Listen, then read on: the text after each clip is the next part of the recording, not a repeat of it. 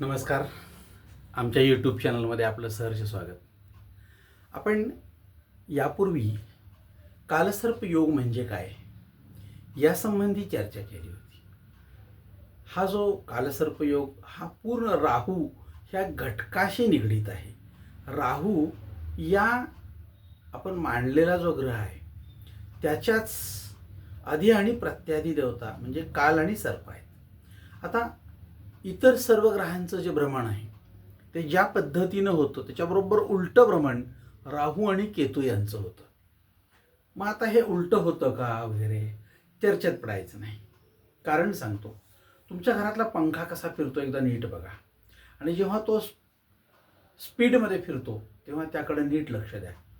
तो ज्या स्पीडनं म्हणजे पूर्व पश्चिम फिरत असेल तर तुम्हाला तो पूर्व पश्चिमच्या ऐवजी पश्चिम पूर्व फिरताना दिसेल. म्हणजे भासमान आहे ते प्रकृती. कारण हा जो भास आहे त्याप्रमाणे आपण ती भासमान प्रवृत्ती आपण पाहत आहोत. आता विचार करायचा की आपण हा कालसर्प योग हा कसा ओळखायचा. एकूण कालसर्प योगाचा हा जो मुख्य घटक आहे तो म्हणजे राहू. राहू या घटकाशीच निगडीत हा सगळा प्रकार ठरतो. म्हणजे राहू आणि केतू हे जे दोन घटक आहेत त्यात राहू म्हणजे तो जो मांडलेला सर्प आहे त्या सर्पाचं मुख आणि केतू त्या मांडलेल्या सर्पाचं शेपूट. आता आयुष्यात अशा भरपूर घटना की आपण काही मानतो आणि त्याच्यावर जगत असतो.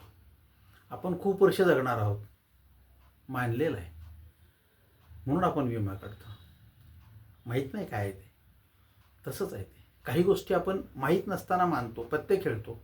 राजा राणी का हो, राणीला कोणी मारलंय का आजपर्यंत? त्या पण राजा मारू शकतो, एक्का मारू शकतो, तक्रार करू शकते कुठं ती नाही. हे मानलेलं आहे तरी आपण ते खोटं असून सुद्धा आपण ते मानून जगत राहतो. म्हणजे आपल्याला काही गोष्टी मानल्यानंतर ते जगत असताना सोपा भाग आहे. म्हणून गृहीत लक्षात घ्या, अर्थशास्त्र विषय पूर्ण शिकत असताना एक गोष्ट लक्षात ठेवायची की त्यातलं कोणतंही मॉडेल मांडत असताना गृहीत तत्व ही मांडली जातात, ती असतात असं नव्हे. हे असं आहे असं गृहीत धरा की आणि मग पुढे जायचं. म्हणजे सिनेमासारखं आहे. ही तुझी आई, ही तुझी बहीण, ही तुझी बायको ही मांडलेली आहे आणि आम्ही सिनेमा शूट करतोय. आपण तिथं भावनिक व्हायचं नाही, पण आपण होतो. याचाच अर्थ असा की आपल्याला त्या गोष्टी भावतात. तसाच इथे प्रकार आहे. जास्त विचार करू नका. राहू हा जो आहे त्याच्याभोवती हे सगळं फिरतं. मग आता ह्या एकूण पत्रिकेचा जर आपण अभ्यास केला तर प्रत्येक 12 राशी आहेत आपल्या, मेषपासून मीनेपर्यंत. त्या 12 राशीच्या प्रत्येक व्यक्तीच्या कुंडलीमध्ये कालसर्प योग असू शकतो आणि त्याचे परिणाम वेगवेगळे असतात. मग कालसर्प योग आहे, मला त्रास आहे असं म्हणणारा मोठा वर्ग आहे. ह्या मोठ्या वर्गाचा एकदा आपण विचार केला तर नेमका काय त्रास होतो हे सांगू शकत नाही. पण हे धर्मशास्त्रामध्ये अभ्यासलं गेलेलं आहे, लिहिलं गेलेलं आहे. याच्यावर अनेक पुस्तकं बाजारामध्ये आहेत. आता प्रश्न असा आहे की हा मोजायचा कसा. तर ह्याचे एकूण 12 प्रकार. 12 प्रकार का, तर ही तुम्हाला दिसते ती लग्न कुंडली. ह्या लग्न कुंडलीमध्ये एकूण ही घरं आहेत 12. मग 12 घरांचा जेव्हा आपण अभ्यास करतो तेव्हा राहू ह्या 12ही घरातून फिरतो, म्हणून तिचे 12 प्रकार. मग प्रकारांची सुरुवात कुठून होणार? राहू कोणत्या स्थानात आहे त्याच्यावरून त्या प्रकारांची सुरुवात होणार. म्हणून आपण आज बघणार आहोत की राहू प्रथम स्थानी असताना काय. तर बघा, ह्या कुंडलीमध्ये ह्या प्रथम स्थानीचा आकडा 1 लिहिला आहे. इथं तुमच्या पत्रिकेमध्ये राहू हा शब्द असतो म्हणजे लिहिलेला असेल, पण हा अंक 1 नसेल. इथं 1 पासून 12 पर्यंत म्हणजे मेष पासून वृषभ, मिथुन, कर्क, सिंह, कन्या, तूळ, वृश्चिक अशा एकूण 12च्या 12 लग्नापैकी कोणतंही लग्न असू शकेल. म्हणजे इथं राहू लिहिला आणि 1 लिहिलं म्हणजे तुमची कुंडली 1च असली पाहिजे असं नाही. इथं तुम्ही 1 ते 12 पैकी कुठलाही अंक असला तर चालेल. अट काय पहिली, इथं राहू असला पाहिजे. मग ज्या कुंडलीमध्ये प्रथम स्थानात राहू आहे त्याला आपण काय म्हणतो, अनंत नामक कालसर्प योग.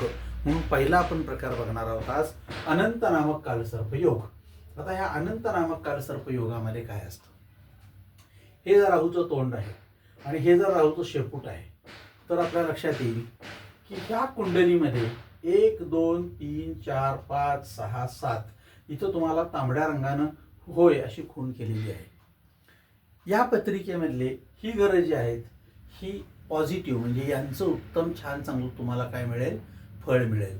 पण हा राहू इथून इथपर्यंत आहे, ह्याच्या मागचा जो भाग म्हणजे हे या ग्रहामधले जे सगळे इकडचे ग्रह आहेत ते ह्या राहू आणि केतूमध्ये काय झालेले आहेत, अडकलेले आहेत, म्हणून त्यांची फळं मिळत नाहीत.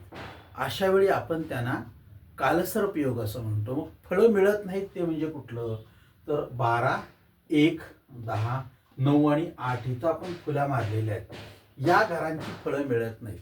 मग आपली प्रवृत्ती काय, मुळात मानसशास्त्र काय म्हणतं, व्यक्तीला जे मिळालंय त्यामध्ये आनंद नाही, जे मिळालं नाही त्यामध्ये आमचं मन शोधत फिरतं. म्हणून बघा, 10 रुपयाचं लॉटरीचं तिकीट लागलं आणि एखाद्या माणसाला 10 लाख रुपये त्यामध्ये प्राप्त झाले, तर नियमाप्रमाणे त्याचे 4 लाख रुपये गिफ्ट टॅक्स म्हणून जातात आणि त्याला 6 लाख रुपये मिळतात. 10 रुपयामध्ये मिळालेले 6 लाख रुपये हे त्याला आनंद देण्यासाठी खरं तर पुरेसे आहेत, पण त्याचं मन धावतं कुठं, तो आनंदी होण्यापेक्षा दुःखी का होतो, तर 4 लाख रुपये माझा टॅक्स गेला म्हणून तो दुःखी आहे. मग असं जर असेल तर जे मिळालं त्यामध्ये आनंद न मानता, जे मिळालं नाही किंवा जे हरवलं किंवा निसटलं किंवा जे मिळू शकत नाही त्यासाठी आयुष्यभर झगडणारा जो वर्ग आहे त्यांच्या पत्रिकेत त्यांना कालसर्पयोग मरेपर्यंत त्रास देतो. म्हणून समाधानी वृत्ती ठेवण्याचा प्रयत्न लहानपणापासून केला पाहिजे. मग आपल्याला जे मिळालंय त्याचं मी काय छान सोनं करतो, ही प्रवृत्ती जर आपल्यात असेल तर तुमचं जगणं हे सुंदर आणि आनंददायी असेल. आता आज आपण बघूया अनंत नामक कालसर्पयोग म्हणजे काय. आता यामध्ये जर राहू लग्नी असेल, म्हणजे याला लग्नी असं म्हणतात, तर ह्या बरोबर चिन्ह केलेलं आहे ती फळं त्याला मिळतील, पण त्याला कोणती मिळणार नाहीत. 8 म्हणजे मृत्यूस्थान, 9 म्हणजे भाग्यस्थान, 10 कर्मस्थान, 11 लाभस्थान आणि 12 म्हणजे व्ययस्थान. ह्या स्थानामध्ये कोणते ग्रह आहेत त्याची फळं मिळणार नाहीत. ह्या स्थानामध्ये कोणते ग्रह आहेत ते इथं आपल्याला बघायला मिळेल. जर त्या या स्थानामध्ये 1, 2, 3, 4, 5 या स्थानामध्ये ह्यातला एक किंवा अनेक ग्रह असू शकतात. म्हणजेच फक्त राहू इकडं असेल तर इकडं सगळं जर बलाबल असेल, तर यामध्ये हा राहू सोडला तर हा केतू इथं आहे. 1, 2, 3, 4, 5, 6, 7च्या 7 ग्रह एका बाजूला असतात. अशा पत्रिकेला आपण कालसर्पयोग असं म्हणतो. मग त्याची फळं मिळत नाहीत म्हणजे काय, रवी इकडं असताना आरोग्य मिळणार नाही, चंद्र इकडं असेल तर तुम्हाला यश मिळणार नाही किंवा यशासाठी झगडावं लागेल, तरी पण ते मिळेल का नाही माहीत नाही. मंगळ या बाजूला असेल तर तुम्हाला ऐश्वर्य मिळणार नाही, तुम्ही ऐश्वर्याची प्राप्ती करत बसता. नेमक्या ऐश्वर्याची आपण व्याख्या केलेली नाहीये, त्यामुळं 500 कोटी असतील तर अजून हे 700 कोटीसाठी धावत सुटतंय. त्या 500 कोटीला 10 रुपये सुद्धा खायची लायकी नाही याची. हा सगळा घोळ आहे आपल्याकडे. बुद्धी, उत्तम चांगली बुद्धिमत्ता आहे तर अजून बुद्धिमत्ता पाहिजे असा म्हणणारा वर्ग मोठा आहे. गुरु, उत्तम चांगलं मार्गदर्शन असेल तर या गुरुला काय कळत नाही म्हणून अजून शहाणा कुठला गुरु आहे का म्हणून धावणारा वर्ग मोठा आपल्याकडे दिसतो. शुक्र, वाणी चांगली असेल तर अजून चांगली होते का हा बघायचा प्रयत्न करतो. त्यानंतर शनी, हा आनंद देणारा, जर तुम्हाला आनंद भरपूर असेल तर अजून उच्चतम आनंद आहे काय हा शोधण्यामध्ये आपण फिरतो. राहू इथे असतो तेव्हा तो बाहुबल पुरवतो आपल्याला, आपल्यातली इम्युनिटी चांगली आहे का, पण ती जर चांगली नसेल तर तुम्हाला त्याचा सुद्धा फटका बसू शकतो. बाहुबल म्हणजे आपल्यातली इम्युनिटी, ताकद. आणि केतू तुमच्या कुळाची उन्नती. मग तो जर इथे असेल तर कुठल्या प्रकारचा आहे, कुठल्या राशीत आहे, तो चांगला आहे का नाही, या गोष्टीवरून आपल्याला केतूची फळं कशी आहेत ते बघायला मिळतं. आता ह्याच्यामध्ये आपल्याला मिळत नाही म्हणजे काय, तर बघा कोणत्या गोष्टी मिळणार नाहीत आणि कोणत्या मिळणार आहेत हे जर एकदा समजलं तर मिळणार नाही म्हणल्यावर आपण ती गोष्ट सोडतो. 50% ॲडमिशन, 50% मार्क मिळालेल्या मुलाला ॲडमिशन घेतलं इंजिनिअरिंगला आणि सगळेच्या सगळे विषय डाऊन झाले पहिल्या वर्षी. आपण त्याला आणलं आणि आर्ट्स कॉमर्सला कुठंतरी घातलं, तर आता त्याच्या डोक्यातला मी इंजिनियर होणार हा भ्रम गेला ना, मग तो मनोविकृत होत नाही. पण नाही नाही, मला जरी 11वी किंवा आर्ट्सला किंवा कॉमर्सला असलं तरी मला इंजिनियर व्हायचं होतं, हा जर भ्रम डोक्यात राहिला तर तो भ्रमिष्ठ होण्याची शक्यता आहे. तसं एकदा कळलं मला की माझ्या कुंडलीमध्ये काही गोष्टी ज्या आहेत त्या मला कमी मिळणार किंवा मिळणार नाहीत, तर आपण त्याचा फार विचार न करता आनंदानं बाकीच्या मिळालेल्या गोष्टींचं सोनं करण्याकडे आपण कल ठेवू आणि हाच या व्हिडिओचा तुमचा फायदा असेल. तुमच्या पत्रिकेत ह्यातलं काय नाही आहे बघा. म्हणजे काय तर हा अनंत नामक कालसर्पयोग आहे तो काय करतो आपण बघूया. ह्याचं वैशिष्ट्य आहे, ह्या लोकांना जीवनात प्रगती करण्यासाठी खूप संघर्ष, खूप वर्ष करावा लागतो, पण यश मिळत नाही. बघा, यश मिळत नाही. साधं बीकॉम होताना एखादा विषय अडकला तर 4-4 वर्षे त्यासाठी रखडलेली माणसं आहेत. 4-4 वर्षे. 12वीतला एक विषय राहतो आणि तो काढण्यासाठी 4-4 वर्ष ठेवलेली माणसं आहेत. CA करणारा आमचा एक मित्र आहे, 8 वर्ष झाले प्रयत्न करतोय, होत नाही. MPSC मध्ये किती लोकांनी किती वेळा प्रयत्न केले आणि किती लोकांना यश मिळालं याचा एक जर अभ्यास कराल तर तुमच्या लक्षात येईल की जीवनात प्रगती करण्यासाठी खूप संघर्ष करूनही यश न मिळालेल्यांची संख्या प्रचंड मोठी आहे. मग त्यांच्या पत्रिकेत असू शकेल, शक्य आहे. मग आता ह्याच्यामध्ये कसं आहे, मानसिक खच्चीकरण होण्याची शक्यता असते. मानसशास्त्र असं म्हणतं की मी खूप संघर्ष करूनही मला प्रयत्न करून काय मिळत नसेल तर आपलं मानसिक खच्चीकरण होतं. म्हणून ते होऊ नये म्हणून आपण धर्मशास्त्राचा आधार घेऊन आपण हे सगळं त्या श्रीकृष्णाच्या पायथ्याशी ठेवा. तू आणि ते बघून घे, मला काय त्रास देऊ नकोस, तर तुम्ही सुखी राहाल. यामध्ये इयर डाऊन होणं, शाळा सोडावी लागणं, मला त्यात यश नाही असं म्हणणं, बऱ्याच वेळा बुद्धिमत्ता आहे पण पैसा नसणे असा प्रकार असू शकतो. बऱ्याच वेळा दोन्ही आहे पण आमच्या जागी सोयी नाही कुठेतरी, किंवा कुठेतरी लांब मिळालं हा असू शकतो. मग काही वेळेला हे यश थोड्याशा संघर्षानं जातं. म्हणजे काय, 1 मार्कानं गेला, 2 मार्कानं गेलो, ज्याला निवडलं त्याच्यात आणि माझ्यामध्ये CETच्या पेपरमध्ये 1 मार्काचा फरक आहे. त्याला मिळालं आणि मला मिळालं नाही, म्हणजे आमचं शेवटी 1 मार्कासाठी आमचं तटलं आणि आम्ही मागे पडलो असा म्हणणारा मोठा वर्ग मला दिसतो. काही लोक बुद्धिमत्तेनं उत्तम आहेत पण शारीरिक चाचणीमध्ये त्यांना अपात्र ठरवलं गेलेलं आहे. म्हणजे मी शरीरानं थोडासा कृश आहे, मग ते काय वेळेला उत्तम होतं सगळं आणि चाचणीत काय होतं तर कानाला ऐकू येत नाही, डोळ्याला चांगलं दिसत नाही, डोळ्याचा प्रॉब्लेम आहे, पळता येत नाही. म्हणजे काय झालं तर दृष्टीनं विचार केल्यास तुम्ही शारीरिकदृष्ट्या सक्षम नाही आहे, थोडासा पायानं अपंग आहे आणि पळण्यात तो मागे पडला तर त्याला काढलं जाईल बाजूला आपल्याकडे. हा जर प्रकार बघितला तर ह्यामध्ये मानसिक खच्चीकरण होतं, पण आपण ते विश्वावर म्हणजेच काय निर्मात्यावर सोडायचं आणि मोकळं व्हायचं तर तुम्ही छान जगू शकाल. दुसरं आहे की ह्या लोकांच्या सप्तम स्थानामध्ये केतू येतो. असं जर असेल तर त्यावेळेला थोडा प्रश्न असा आहे की वैवाहिक जीवनातला आनंद जो आहे ना तो संघर्षामध्ये जातो. वैवाहिक जीवनातला आनंद संघर्षात जातो. याचं कारण असं की कुळाच्या उन्नतीचे प्रॉब्लेम येऊ शकतात, संतती उशिरा होते किंवा होत नाही. अशा पत्रिकांमध्ये जर बघितलं आपण अनंत नामक कालसर्पयोगामध्ये तर ती लग्न करून आल्यानंतर त्या पुरुषाला एक 5 वर्षानंतर झालं तर फारसा मानसिक क्लेश होत नाही, पण ती स्त्री त्याला जगू देत नाही.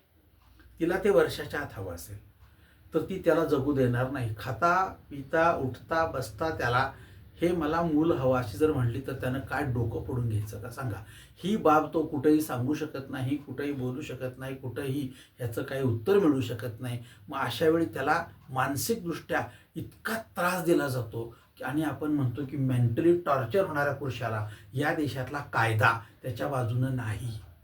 कायदा समान नाहीच आहे. आपण म्हणतो, नुसतं म्हणण्याची भाषा आहे. पुरुषाला इतकं मेंटली टॉर्चर केलं तर कुठल्याही कायद्यामध्ये त्या स्त्रीला काहीही त्रास दिला किंवा तिच्याविरुद्ध खटला चालत नाही. पण तिला काही न त्रास देता सुद्धा ती जर म्हणली मला मेंटली टॉर्चर केलं तर त्याला शिक्षा होऊ शकते. हा न्याय असू शकतो का? पण कुठंतरी हे चुकतंय आणि मग अशा वेळी तो एकतर व्यसनाधीनतेकडे वळतो किंवा आत्महत्येकडे जातो. मग ह्या गोष्टी ज्या आहेत ना, ह्या गोष्टी आपण एकदा त्या श्रीकृष्णाच्या पायावर ठेवायच्या आणि जगायचं की नाही बाबा हे मला खच्चीकरण नको आहे, मला यातून सोडव. असं जर केलं तर धार्मिकतेचा पाया हा माणसाला माणसात ठेवण्यासाठी अत्यंत उपयोगी आहे. आता ह्याच्यामध्ये अजून एक आहे की मानसिक छळाची शिकार झालेला माणूस हा मनोविकृत होऊन कोणत्याही प्रकारचं पाऊल उचलण्यापूर्वी त्याला तुला एका धार्मिक संघर्षाची किंवा धार्मिकतेची जोड आहे. आपण जर म्हणलो की नाही बाबा माझा अमकाम काय, मी रोज ते करतो, मला निश्चितपणे यश आहे, तर आपण त्या यशासाठी जगत राहतो आणि पुढे कधी तर त्याचं यश मिळेल का नाही मिळेल पण आपण चुकीच्या मार्गाने जात नाही.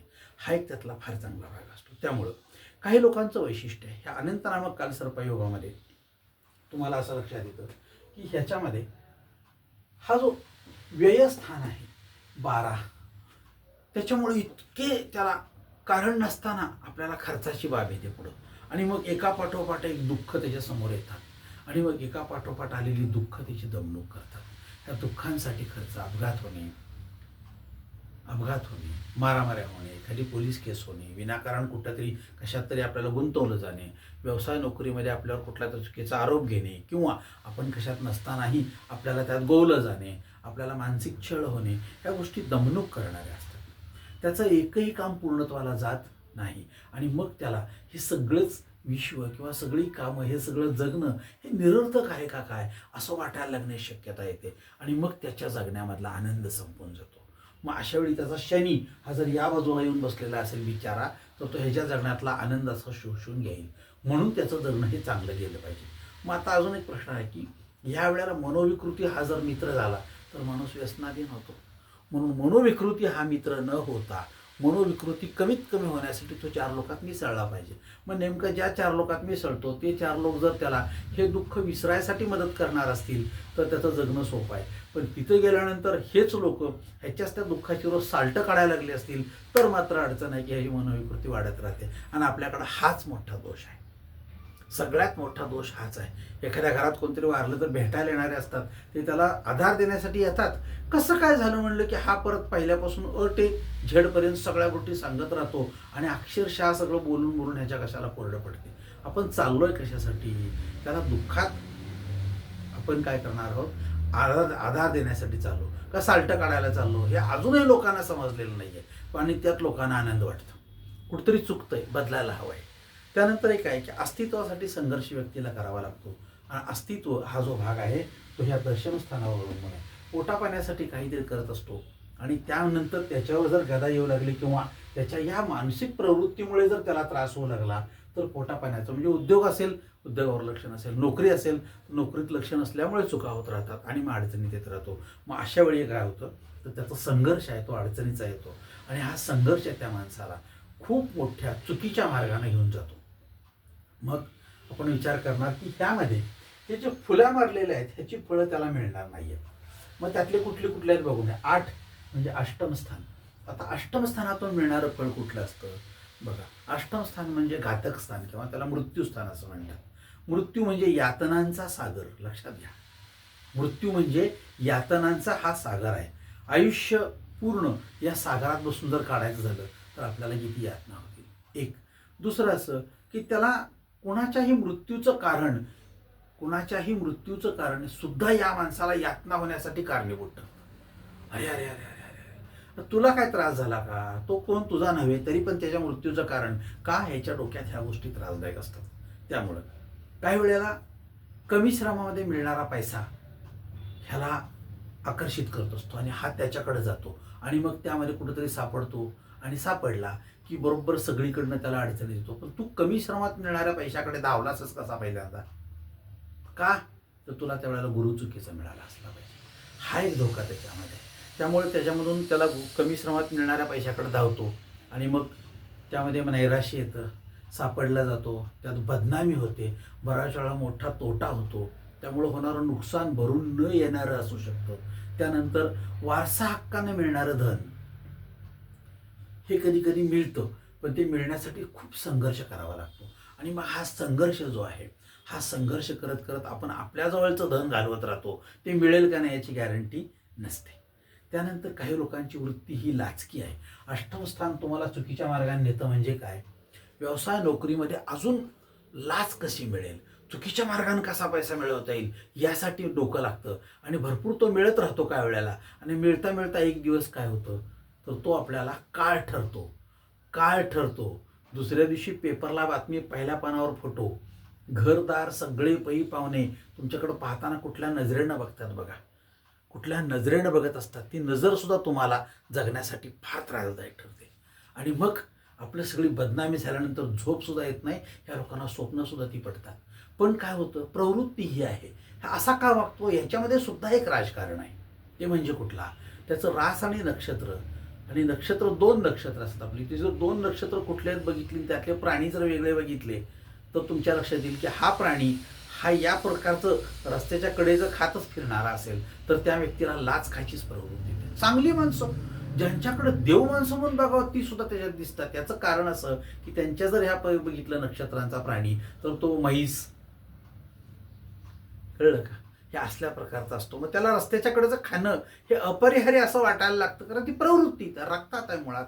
आणि त्यामुळं मग ह्यांची परिस्थिती लाचकी वृत्ती तयार होते. आणि घरातले कोणी बोलत नाहीत, अजून आणा म्हणतात. वाल्याखोळी झाला याचा. वाल्याखोळी. नवऱ्यानं एकदा लाच घेतल्यानंतर ती बायको त्याला पुन्हा हा पैसा माझ्या घरात नको असं म्हणणारी बायको नशीबच पाहिजे भेटायला. ती म्हणते अजून आणा. हे अजून लुबाडत राहते लोकांना. आणि मग पुन्हा सगळं काय झालं, एकदा सगळंच गेलं की झालं. घरात दोघांनी मग हातावर हात बसून टाळ्या वाजवत बसायच्या. आणि मग पुन्हा असं कसं झालं, मग देवाला दोष द्यायचा. कर्मच खोटं, ते देवच खोटा. हा विचार करत नाहीत की आपण चुकतो का, हे त्याच वेळी पाहायला पाहिजे. पण आपल्याला तेवढी बुद्धी होत नाही, कारण आपली बौद्धिक क्षमताच तेवढी नसते. त्यावेळेला आपल्याबरोबर बुध नीचेच असतो. नको तिथं नको ते शेण खायची एकदा सवय लागली की शेण सुद्धा माणसाला गोड लागायला लागतं. म्हणून हा अनंत नामक काल सर्पयोग आपल्याला चुकीच्या मार्गाने जर जात असेल तर थांबायला हवं हे सांगणार आहे. पण आपल्याला ते कळलं पाहिजे की आपल्यात काय आहे. त्यानंतर अजून एक म्हणजे काय, तर ह्या मृत्यूस्थानामध्ये समाजात होणारी बदनामी, राजकीय संकट ही त्याला त्रास देतात. हे झालं अष्टम स्थान. आता हे नवम स्थान जे आहे, ते नवम स्थान म्हणजे तुम्हाला सांगतं की लाभाचं स्थान आहे. तुमचे जे लाभ असतात ते तुम्हाला मिळत नाहीत. आपण ज्या बँकेत पैसे ठेवले बँक बुडाली, ज्या पतसंस्थेत पैसे ठेवले पतसंस्था बुडाली, ज्या माणसाकडं पैसे दिले होते हात उसने आपला म्हणून, रक्ताचा म्हणून, तो आता हात वर करतो, माझ्याकडे नाही, काय करणार आहेस. अरे बापरे. ज्यांच्या बँकेमध्ये दागिने ठेवले ते बँकच बंद झाली. लॉकरमध्ये दागिने आहेत पण बँक म्हणते आता आम्ही घेऊ शकत नाही, कोर्टाचा काय स्टे आहे. म्हणजे काय झाले, माझे लाभ सगळे कमी झाले. माझे जर सगळे हे भाग्य माझं जर उजडणार असेल तर माझ्याच मुलीच्या लग्नासाठी ठेवलेली ठेव सुद्धा मला मिळत नाही, आणि लग्न कसं करायचं, अशी कित्येक लोकांचे प्रश्न तयार झाले. अनंत नामक काल सर्पयोग. का, तर तुमचं भाग्यस्थान, लाभस्थान जे आहे तुमचं, ही इथं जे 9 दाखवलेलं भाग्यस्थान, ह्या भाग्यातच तुमच्या असं तर तुम्ही गोळा करायचं आणि लोकांना नेऊन द्यायचं. तुम्ही गोळा करायचं आणि लोकांना नेऊन द्यायचं. बघा वडापाल्यांसारखी 1 2 3 4 8 9 10 11 15 जण बसवायचे, 4 जण लोंबकळतात. एवढे पैसे कुणासाठी, सगळं गोळा करून आम्ही एंट्री द्यायची. म्हणजे कुणाचं घर चालवतो, कोण लुटतो, कुणाकडे साठी राबतो, हे आयुष्यात न कळणारं कोडं आहे. खूप मोठी वाईट परिस्थिती आहे. तुमचं भाग्य कुणासाठी तुम्ही राबता याच्यावर अवलंबून असणार आहे. त्यामुळं त्याच्यानंतरचा भाग जर बघितला तर 10 कर्मस्थान. या कर्मस्थानामध्ये जर बघितलं आपण कुठला ग्रह आहे त्याच्यावर अवलंबून आहे. मग हे कर्मस्थान काय सांगतं, यावरून व्यक्तीचं कर्म, जगण्यासाठी करण्यात येणारी नोकरी किंवा व्यवसाय, यामध्ये मिळणारं यश. त्यानंतर हातून तुमच्या घडणारी शुभ अशुभ कर्मे. शुभ अशुभ कर्मे, आज लोक बरीचशी शुभ कर्मे करताना दाखवतात. प्रत्यक्षात तसं नाहीये. शुभ कर्म करण्यासाठी दाखवायचं तर दाखवायचं नाहीये, शो नाही, त्याचं डिजिटल लावायचं नाहीये. याचा अर्थ असा की तुम्हाला त्याचं भांडवल करून काहीतरी मिळवायचं आहे, तर ते सगळंच्या सगळं शुभकर्म तुमचं हे वाया जाणार आहे, त्यातून फायदा मिळणार नाही. त्यानंतर तुम्हाला व्यावसायिक मान्यता आहे काय, आपण जो उद्योग करतो त्याला मान्यता आहे काय, तो चांगला आहे काय. नाही तर दुकान असतं किराणा दुकान आणि विकत असतो गांजा, आपल्याला लक्षात येत नाही की पाटी वेगळी असते आणि धंदा वेगळा करत असतो. पानपट्टीचं दुकान असतं, मटका घेत असतो. काय चाललंय हे आपल्याकडे. पण हे आहे समाजात, ह्या सगळ्या गोष्टी आहेत. तुमचं कर्म हे तुम्ही दाखवता त्याचं नसतं, तुमचं कर्म बरोबर वेगळं असतं.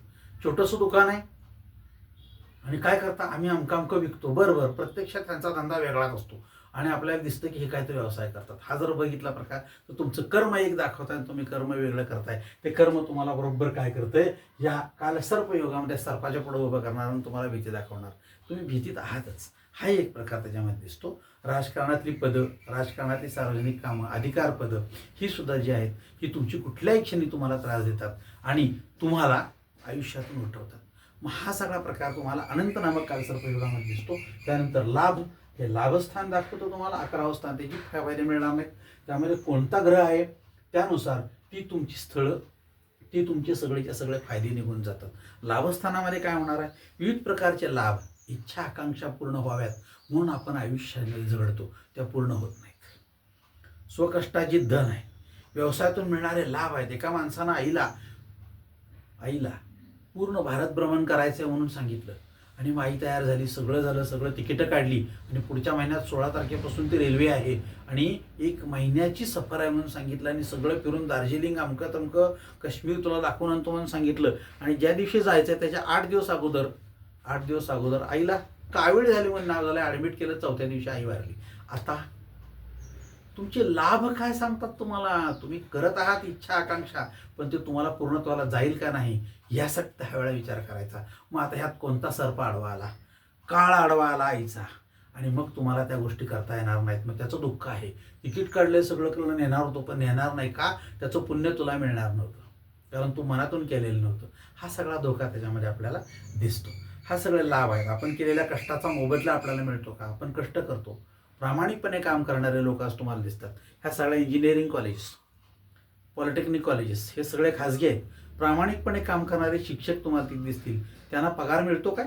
4-4 महिने दिला जातो काय? बघा, मोठ्या तोंडानं आम्ही हे सगळं करतो, तुम्ही त्यांचं कर्म काय बघा. कॉलेज चालवतील, डोनेशन घेतील, पगार देणार नाही. तुमचं कर्म तुम्हाला बरोबर तुमच्या रस्त्यावर नेणार. एक दिवस लक्षात ठेवा. त्यांचे सगळ्यांचे पगार बुडवून तुम्हाला काय मिळणार आहे? काय मिळणार आहे? तुम्हाला आनंद मिळणार आहे. तर तो आनंदसुद्धा तुमचा निश्चितपणे एक दिवस लुटून नेला जाईल आणि तुम्ही रस्त्यावर याल. हे 100% खरं आहे. आणि त्यानंतर तो व्ययस्थान 12 म्हणजे काय? व्यक्तीची सर्व बाजून होणारी हानी, नुकसान, नाश, अनावश्यक खर्च, मोक्षासाठी केलेली तुम्ही धडपड, ह्या सगळ्या गोष्टी तुम्हाला अडचणीत येतात. तुम्ही गूढ विद्येकडे ओढला जाता आणि मग खोटं खोटं हे कर, ते कर, ते कर, अनुष्ठानं कर, काय कर, हे दाखवा, त्याचे फोटो काढा. गरज काय? मग ह्या सगळ्या गोष्टी ज्या आहेत ना, ह्या आत्मघातकी प्रवृत्तीमुळे ठरतात. ह्यामुळं बदनामी होते आणि आर्थिक नुकसान होतं आणि आयुष्यात ह्या गोष्टी मिळत नाहीत. म्हणजे कितीही प्रयत्न केले तर तुम्हाला ह्याचे फायदे मिळत नाहीत. या स्वरूपाचा जो जगण्याचा भाग आहे त्यांच्यासाठीचा हा सगळा प्रकार आहे. अनंत नामक कालसर्पयोग. प्रयत्न करा. जे मिळणार नाही त्यासाठी प्रयत्न करू नका. जे मिळणार आहे त्याचं सोनं करा. त्यासाठी प्रचंड ताकद लावा आणि त्याचे फायदे मिळवा. जे मिळणार नसेल त्यासाठी आयुष्यातली ताकद लावणार असाल तर तुम्हाला ज्या झाडाला पालवी पटणार नाही त्या झाडाला पाणी, खत हे सगळं घालून देखील ते वाळलेलं झाड बघायची जर आयुष्यात संधी नसेल तर तुम्हाला त्याच गोष्टीनं जावं लागलं असेल तर तुमच्या आयुष्याचं फळ काय? प्रयत्न करा. आपण पहिला प्रकार बघत आहोत, अनंत नामक कालसर्पयोग. प्रत्येक प्रकारच्या राहूनं काय काय कुणाला वेढलेलं आहे हे यामध्ये बघायला मिळतं. तुमची पत्रिका घेऊन तुम्ही बघू शकता की आपल्या पत्रिकेमध्ये काय आहे. प्रयत्न करा. आपण याच प्रकारचे सगळे व्हिडिओ तुम्हाला देणार आहोत. यामध्ये पहिला प्रकार बघितला, अनंत नामक कालसर्पयोग. यामध्ये राहू प्रथम स्थानात आणि केतू सप्तम स्थानात असताना कोणते कोणते घटक ब्लॉक होतात आणि कोणते कोणते घटक मिळतात. त्यासाठी मी काय केलं पाहिजे? मी मनोविकृत न होता त्याचा मागं लागलं पाहिजे आणि ते मिळवलं पाहिजे. जे मिळत नाहीत त्यासाठी मी अगदी उदार हस्तानं त्या सोडून दिल्या पाहिजे, त्याच्या मागं न लागता. हा जर प्रकार केला तर तुम्ही खूप आनंदी जगू शकाल. प्रयत्न करा. तुम्हाला आवडलं व्हिडिओ लाईक करा, शेअर करा, सबस्क्राईब करा आणि पुढचा व्हिडिओ बघा की तुमची नेमकी सगळ्यांचीच पत्रिका या स्वरूपाची नसते, वेगळी असू शकेल. प्रयत्न करा. तुम्ही छान, आनंदी आणि सुंदर जगावं यासाठी केवळ हा प्रयत्न आहे. तुमच्या आनंदामध्ये माझा आनंद सामावलेला आहे. म्हणूनच प्रयत्न करायचा की आपल्याला छान जगायचं आहे. हा कालसर्पयोग जरी असला तर मी त्यात सुद्धा आनंदी आणि उत्तम जगण्याचा प्रयत्न 100% करेन. आभारी आहे. थांबूया. भेटूया पुढच्या व्हिडिओमध्ये.